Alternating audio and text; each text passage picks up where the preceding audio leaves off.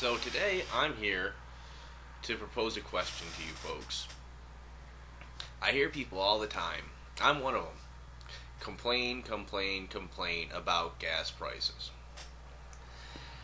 And I hear a lot of people talk about the alternative energy sources that us and the government and everybody should be looking into. And the most popular one is ethanol.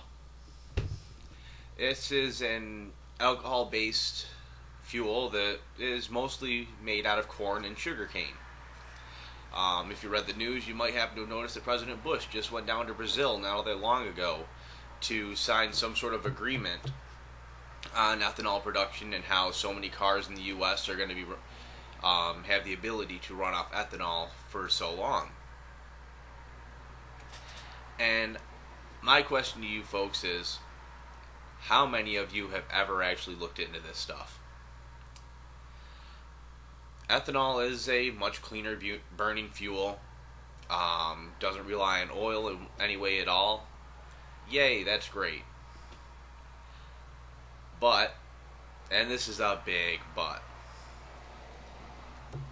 it is ridiculously expensive. We're looking at, right now, outside my window, I can look at a gas station and see $2.75 a gallon for gas. You're likely to pay $5 a gallon for ethanol right now.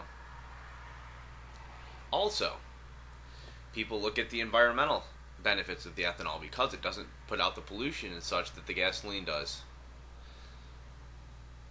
But, yet again, ethanol relies on mass production of corn, sugarcane, whatever it's being produced out of. I'm not 100% sure of all the options there. Agriculturally, this literally destroys hundreds of thousands of acres of land. You can only grow the same product on a certain plot of land for just so long before it can't support it anymore. And if ethanol is what we're going to be using to run all our vehicles, we're going to need a lot of it. Let's face it, the U.S. likes to drive. We go through a lot of crap. So my question is, what about all the other options out there? There's got to be another way. What happened to the electric car? You know, I actually seen one of these. I've ridden in one. People talked about them being so horrid and how they had no power and you had to charge them all the time. Well, half and half true. It could get you where you needed to go. Unless you were in a race, you were okay. As for charging it all the time, heck, throw some solar panels on there on a nice day. You don't have to worry about it. What about hydrogen?